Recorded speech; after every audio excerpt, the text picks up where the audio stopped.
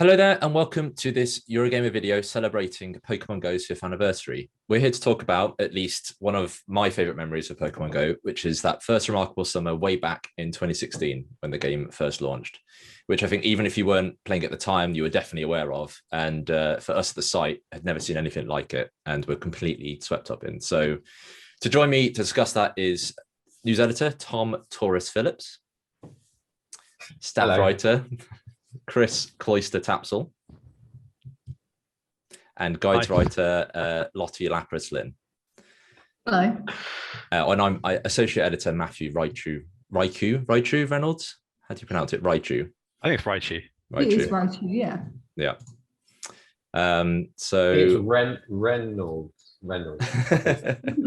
Yeah, that'll do it. So we should probably start by casting our minds back to when there weren't 27 different types of Pikachu. And that is an actual figure, by the way. I did count our event guide to see how many there've been.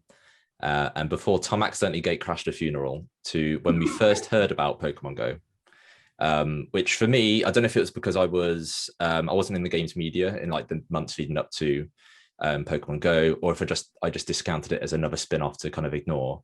But I only really knew about Pokemon Go when it was here and when it was just absolutely massive. So I don't know if anyone else knew what was coming or had heard of it in the months beforehand. What was everyone's experience? I remember, I think it came out in different countries on different days. And I remember a bunch of us in the office were eagerly anticipating the day that it would come out in the UK. And it was a few days after America. But as soon as it appeared on the App Store, we were all rushing to download it. That said, none of us could have expected Pokemon Go to become what it then did become. But as Pokemon fans already, I know we were anticipating it. Yeah, because I don't remember there being like, because usually we're quite on top of. I'd like to think we're quite on top of like big games coming out, right? I think it's rare that I think like it would be like a Steam release or something like Valheim, where it can just completely comes out of nowhere and we just can't. No one can foresee it, right? But for me, like Pokemon Go, it just like I'd been at the site for maybe, I don't know, like a couple of months. I know Chris had not long joined. But I don't remember there ever being like a conversation like, okay, this is something we should look out for. It was just mainly if it's like the European sites had jumped on it first, despite, as you said, it won't being out in Europe yet. It had been out in like Australasia and North America first. So yeah, just my memory, I know it's 5 years ago, my memory is fuzzy, but I just remember it just coming out of nowhere and taking us all by surprise. Yeah. I feel like there was a tiny bit of pre-launch hype. I think there was like a beta or something like that, or something that you had like a little bit of early access. Some people had tested, and you had Australia and New Zealand obviously that had it first. And I think maybe some people had like had found a way to get access, you know, even though they're not in Australia or something like that. There was definitely a bit of buzz of people wanting to be involved in it.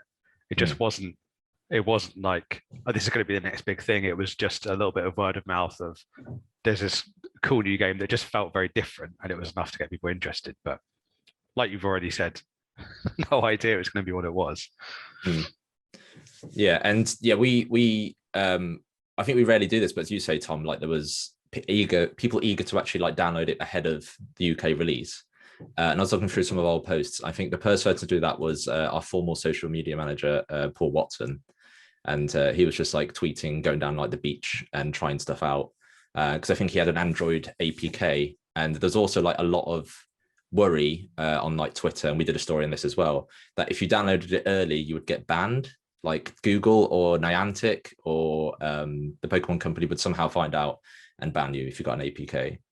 So there's a weird like amount of scaremongering in that kind of week up to release, which was very, very strange. Yeah, I just remember everyone waiting for the day.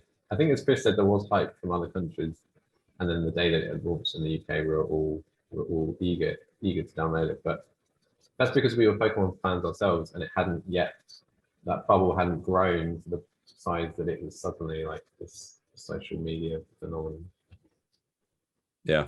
And Lottie, you weren't playing at the time. I think you started playing like early the following year.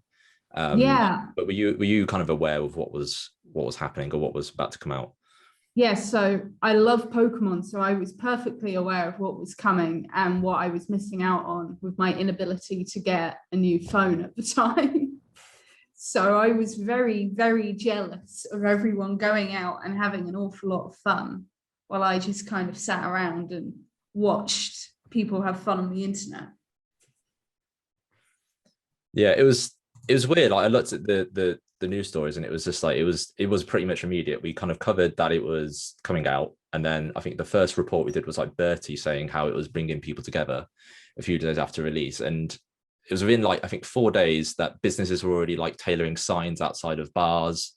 Taxi firms were kind of offering to kind of give people lifts. I didn't remember it being that quick and that immediate of how popular it was and how people just all suddenly knew about it.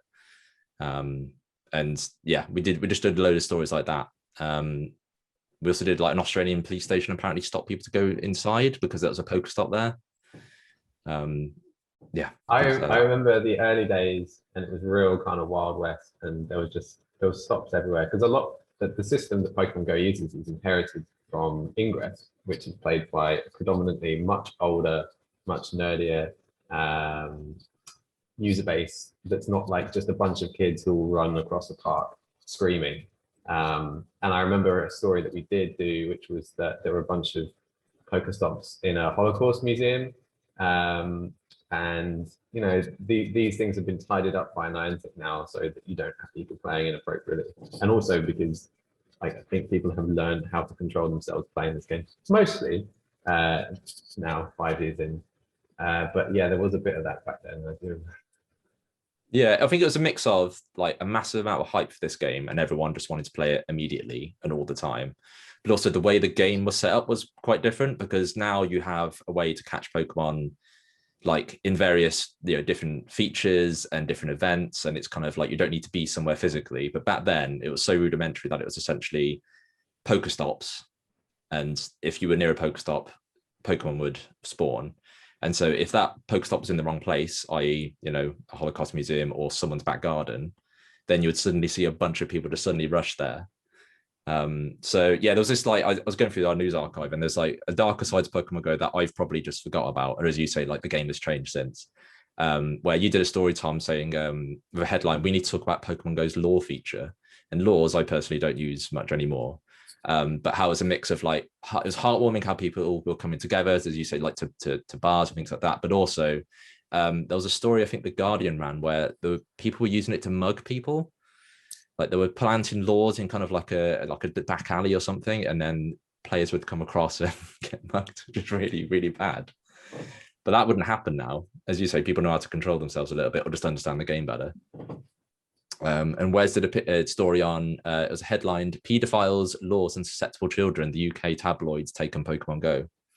And that's partly on like an NSPCC statement saying that it could, you know, potentially be hijacked to cause harm. So yeah, it was mad. That seems like a classic Wes. I'm going to go downstairs and get all of the tabloid papers and go through them and take the story apart systematically. The ceremonial plonk of the newspapers onto his desk at 9 a.m. Did he actually, because I wasn't in the office like that early, so you'd actually go to the newsagent or to he would go down to the newsagent by the office and and very dramatically like parade his big stack of tabloids through the office, thrust them down on his desk, and then go through them one by one, and usually with a critical eye, because usually the stories were nonsense, right? Whenever it's basically like, oh, some big scaremongering thing in the mainstream press, someone spent loads of money on a, you know, FIFA packs or something like that. In this case, it was a very, very alarmist stories that sounded like they're preemptive, especially the, you know, the NSPCC stuff. It sounds like it's more, oh, this could be an issue, and that is all that newspapers need to just run with something like that. Yeah, exactly. Yeah. Especially when it's a big topic, isn't it? You know. And I think the irony is like no kids play Pokemon Go. It's just adults. Yeah, that's always been the case. You know, Pokemon game is a series for adults essentially. Like, kids don't really. Your 27-year-old son might get abducted while he's out catching a Bulbasaur. Yeah, exactly. Yeah. But yeah, I think everyone on the site was just writing about it, which is really rare. Yeah. That because we usually quite, I think we're one of the few websites that we kind of split our team up into different sections and also different specialities. We cover different games. But yeah, Bertie was writing about it. I don't remember Bertie being into it. Johnny from the video team, he did like a news story on it, like an actual, like, it wasn't like we're doing a video and let's cover that. It was like an actual news story on it. So he was really into it. I remember those guys did loads of like fun videos. They went and tried to catch the rarest Pokemon they could in 30 minutes.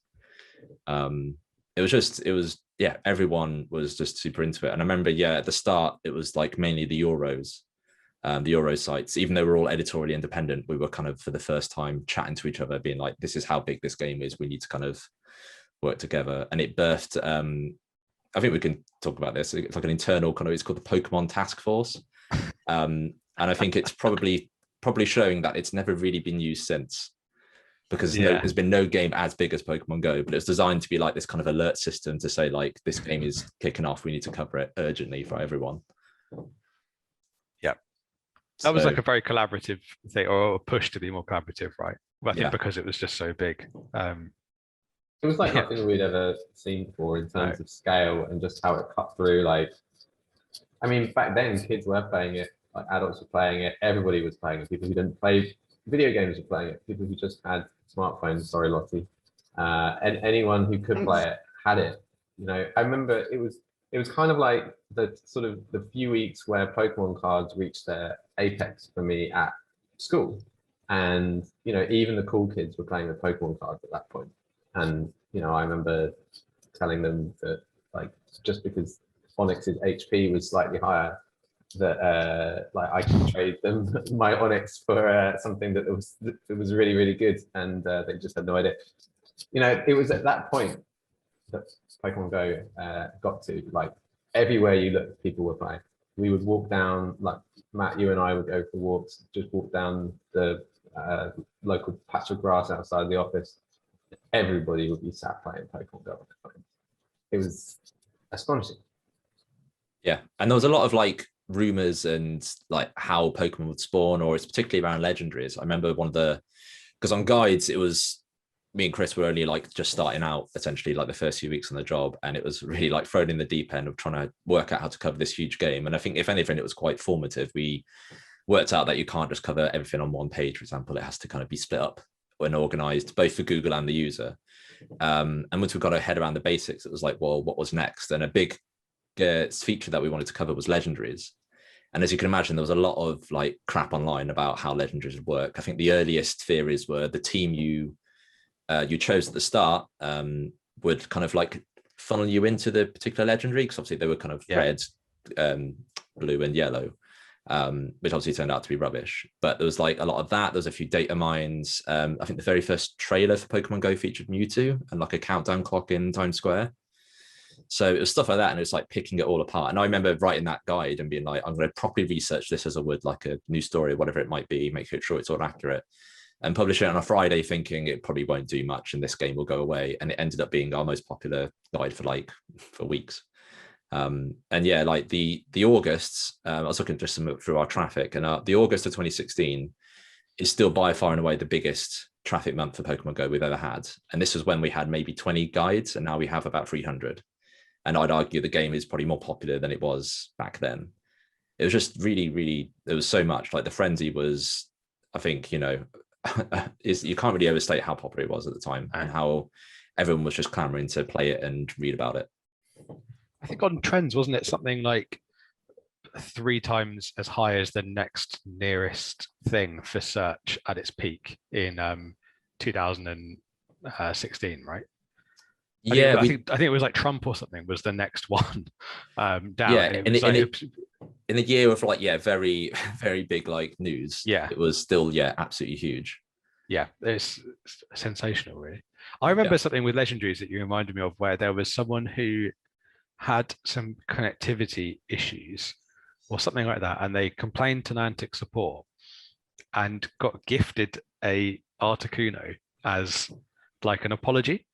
And it was, I think, wasn't it the first legendary in the game? And it was just like no one could catch them; they weren't released yet, and someone just got given one by someone in support. I didn't really know what the significance was. It's just incredible, and it's so unlike Pokemon, with the Pokemon Company, which is so is very much in control of the brand, is what I would say. are very self-aware and very, very controlled in how things like that are managed. It's just the complete opposite approach. Scattergun like support team throwing out legendaries. That was a huge story. People were angry, right? Yeah, Articuno was on a gym, which is another thing. When the legendaries were introduced, you can put them in gym, and that's how people knew that it existed, because it was there. And so for a while, people didn't believe it. People thought that it was fake, and that people were like going to the gym and then showing the shadow in their Pokedex afterwards, being like, no, it's real. And I do remember. I mean, maybe we should talk about how Pokemon Go wasn't the most stable game in the world when it launched, but like Niantic had no idea how big this game is going to be either. Like we're saying that we were scrambling. Just I can't imagine how Niantic must have felt like suddenly with this enormous hit in their hands. And we're kind of still a skeleton crew looking after it, not at all expecting the scale that they're going to have to run this game under, with millions and millions of people playing concurrently, and lots of technical issues arising from that, as always happens when people play games at that scale. There's always going to be people struggling with stuff like that. And they just didn't have they just weren't expecting it to become what it was. And they were like, you could tell from the Articuno incident, like still finding their feet in how to run this game and sort of plan out what was coming next. Like you look at it now and it's like this incredibly successful live service game that's still like making more money 5 years in now than it's ever done before, with constantly evolving event calendar and paid events and free events and all of this stuff. And it just had none of it back then. And they didn't, and when the game launched, they didn't even have a community manager. That's how much they were just like, we'll just put it out and see how well it does and then work on it. And wow. Yeah, it's funny that it was. Oh, sorry, go on. No, go ahead. I was just going to say it's funny that it mirrors how we were approaching it, in that they were figuring out what they were doing as they went along, at the same time as all of the press. I'm sure it wasn't just us. You know, a lot of websites and the industry itself and influencers and everyone scrambling to figure out how to cover this game that was just structured differently to any other game, let alone the fact that you and I were personally new on the job. It was just a very unusual type of game to try and cover, with like the AR element and the real world element to it. And it just strikes me as funny that they were figuring it out as much as we were, like putting the railroad tracks down as they were on the train sort of scenario. It's just incredible that of all the games to be that huge is the one that was arguably the least organized that I know of when it launched. Incredible. Yeah, and it had like a bunch. Sorry, as I say, it had a bunch of issues like the battery drain issue, and they had to kind of patch that in, like a low battery mode later on. Obviously, connection issues. I think they had problems with cheaters and spoofers and third-party websites. I think there's one called Pokevision, where essentially it was just Google Maps and it would like read the server data and you could see when Pokemon were spawning. Stuff like that just doesn't exist anymore. So they were kind of like scrambling to work out how to handle this community side of thing of people wanting to engage in the game, but were kind of breaking the rules. Yeah, it was very, very different back then. And yeah, it was weird. Like, even though it was a very simple game, even then, I think one of our favorite stories that we did was, Chris, you wrote about the kind of IVs and the CP value and how it essentially did mirror the main games. Like there was this kind of like complexity to it behind the scenes, but it took players like calculators to kind of work this out. And now you have appraisal features that is really transparent to be like, yeah, this is like 1 star, 2 star, 3 star, a perfect Pokemon. But back then, all that stuff was there, but it was actually hidden, I assume on purpose, or maybe it was just because they didn't expect people to care. Yeah, that was, I think we were the first to get to that as far as actual press coverage. I think it was from the Sylph Road, which is, you know, obviously if you know Pokemon Go, you'll know very well by now, but was at the time just a relatively small subreddit, new subreddit. I think they've been following it for a while, but it didn't have any kind of, it's one of those niche fan bases, right? That doesn't have any kind of, you know, traction outside of the community, that we were browsing, you know, to try and keep on top of with guides and that sort of thing, because they were doing a lot of group community work, so crowdsourced investigations basically into how the game worked. I think it was just like it's an element of what the Pokemon fan base is like, because to be into competitive Pokemon, you have to be really, really into it at the very top level. You have to be quite mathematically minded. There's a huge amount of stats and figures behind the scenes. It plays like you're playing chess, but every piece on the board has 100 different moves it can learn. And I think it was a sort of a testament to that community and how they can immediately just jump on something and go, okay, well, we can just tear this down and completely turn it inside out, figure out all of the numbers behind the scenes and the fastest way to min-max it and game the system and get the perfect Pokemon and everything else. And that was partially because the game also was just very thin. There wasn't very much to it, especially before raids and that sort of thing, which took a while to come in. It was just collecting. And so once you've collected everything, you start thinking, okay, well, we might as well start collecting like the best versions of stuff. And the one with the max IVs is better than the one with lower ones. And you just, it was almost people creating stuff to do within the game that led to that, I think. But yeah, that was a big moment when that kind of, and like you say, it's reflected in how they've then completely changed, I think, how they approach the game and understanding that that's an important part of it and battling and everything else. It's remarkable seeing how it's evolved, really is. I do remember I have a friend who basically uses me as her personal guide, writer, video game helper, and just constantly getting messages about, is this Pokemon better than this Pokemon? What Pokemon should I use in this battle? Is this good? And I was just kind of like, Ellie, I'm at work. But your work is Pokemon. Yeah. You should charge by the hour for that. It's like an accountant, I should have, yeah. Now I have to do it for Stardew Valley. So right. Yeah, it should bring back like the Nintendo hotline, but it's just like the Eurogamer one with a phone by your desk. Should write that down. That's a good idea. Yeah. But yeah, it's easy to forget like how like rudimentary the game was. Like you say, like, people were after competitive Pokemon just because there's nothing else to do. But there weren't any, like the gym feature was completely different. It took a year for them to relaunch that. There weren't any raids, there weren't trading, there wasn't PvP. Like there was no real need to have these Pokemon to be competitive. And in fairness, like obviously, Niantic, I think they've said like they were basically putting out fires for most of the rest of the year. Yeah. When the kind of the populace had kind of died down and they kind of had time to focus on it. But they'd actually add quite a few features, which I forgot about. So I think this is something else. So I was just reading my notes. So apparently team leaders weren't in the game initially. I thought they were always there, but they were introduced later. So they did a story on July 25th, and apparently they revealed them at San Diego Comic-Con. So I can't remember when they were added to the game, but they were added later. There's a whole nearby tracking feature that changed. There was like a 3-step bug that people were understandably quite annoyed about, and they changed that several times. They did several rolling out to some users in some countries and not in others. The appraisal feature was added actually in August, so they got fairly quick wind of it fairly quickly to show that to players. The buddy feature was that year, which I swore was like the next year afterwards, which is where you kind of feed a Pokemon and it kind of follows you around. Pokemon Go Plus support was in September. There was a Halloween event in October, so stuff was happening, but it just wasn't at the pace that we expect today. And certainly, like if you look at the screenshots of what it was like back then, like gyms were just, no offense to their designers or whatever, but it was just so basic. It was just really, like everything looked really flat and 2D.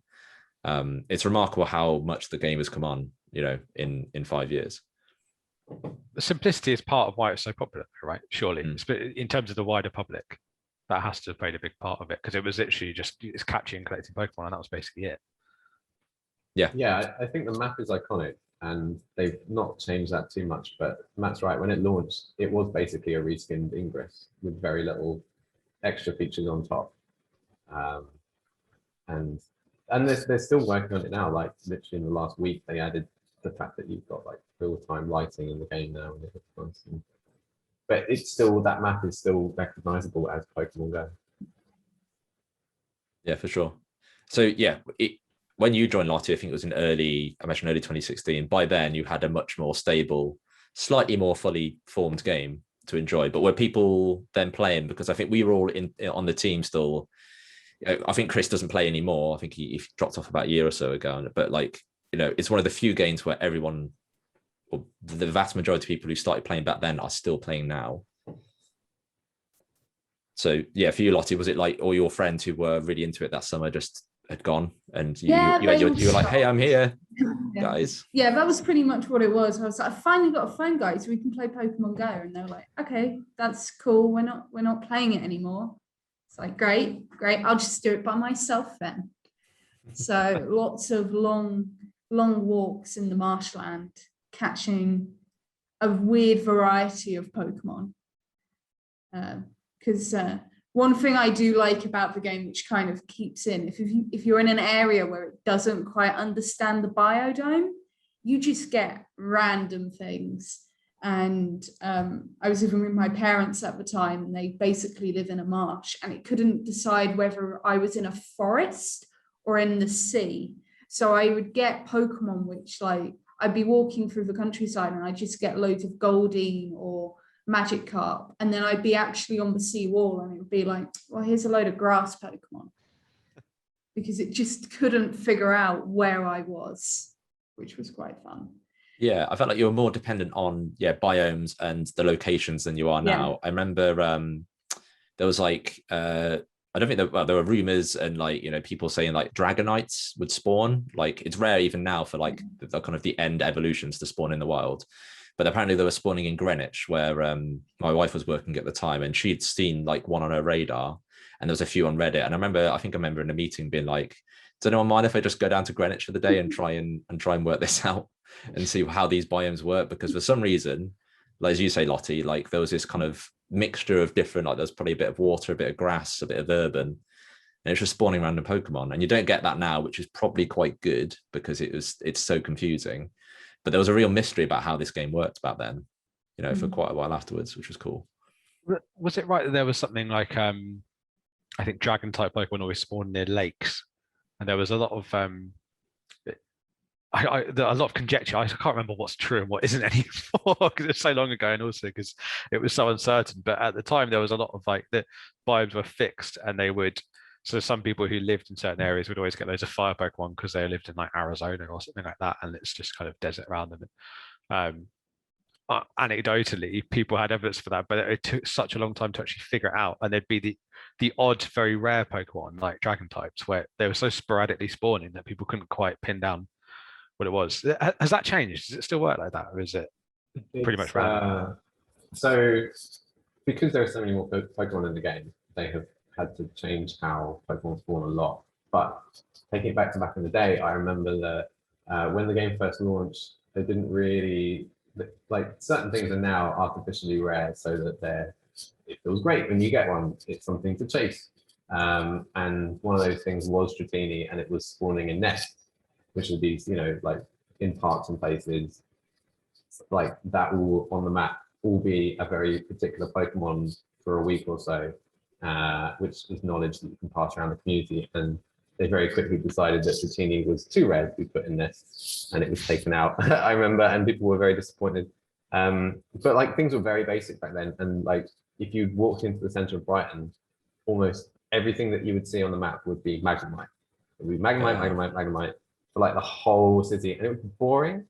And over time they've changed it so it's not just like blanket spawns of one particular type in one area, but that happened over time as they added in new systems like weather, time of day, seasons.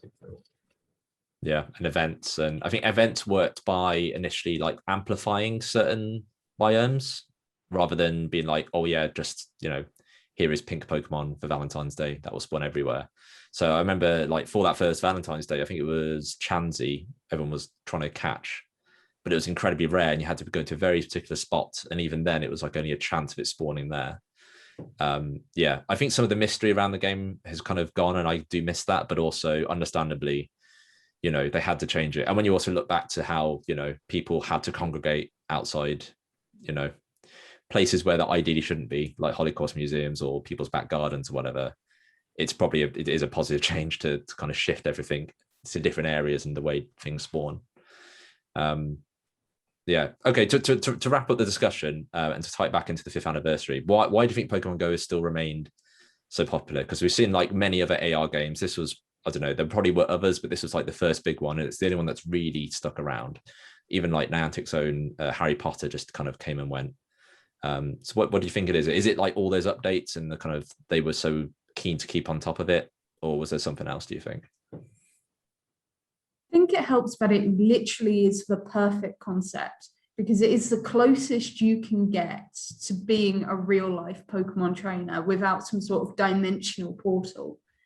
And just that element of going out and catching Pokemon in the wild is exactly what you have in the main games.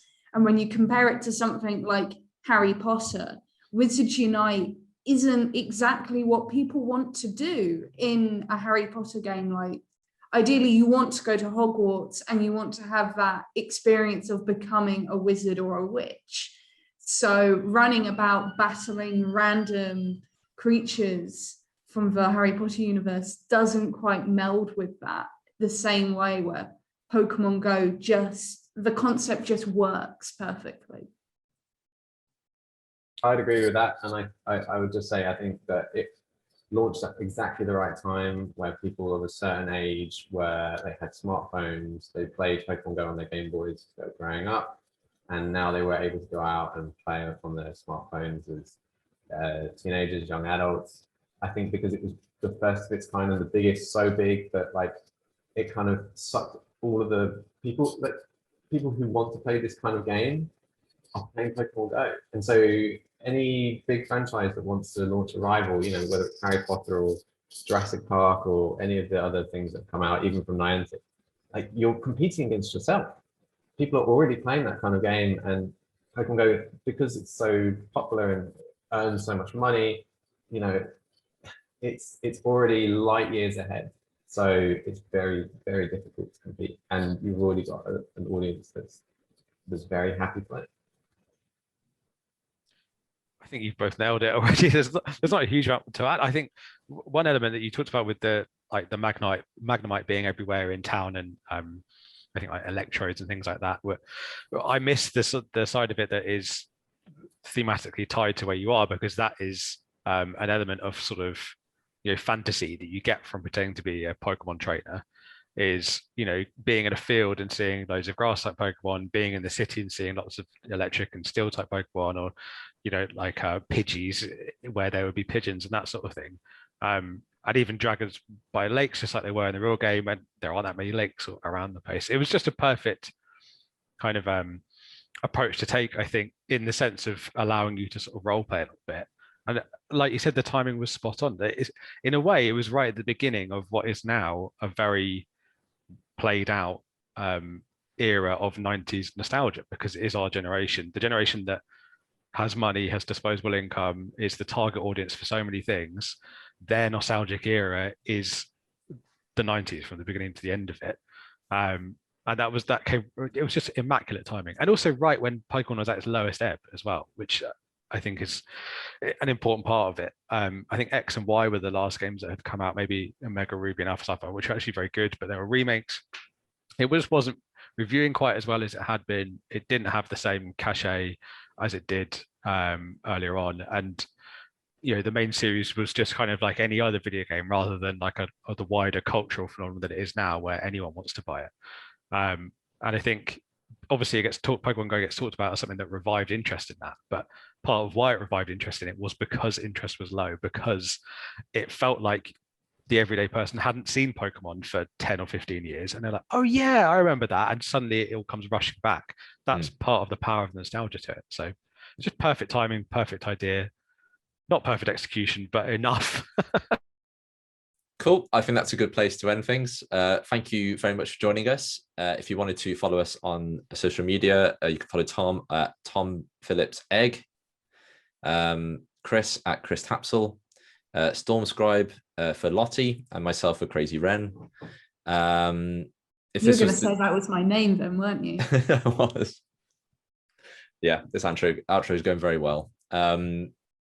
And yeah, if this was the Eurogamer podcast, I'd probably say like and subscribe, but it's not. So just thank you for joining us, and continuing to enjoy the rest of Pokemon Go's 5th anniversary safely and in your own way. And read our guides. Read our guides. Yeah. Thank you, everyone, and goodbye.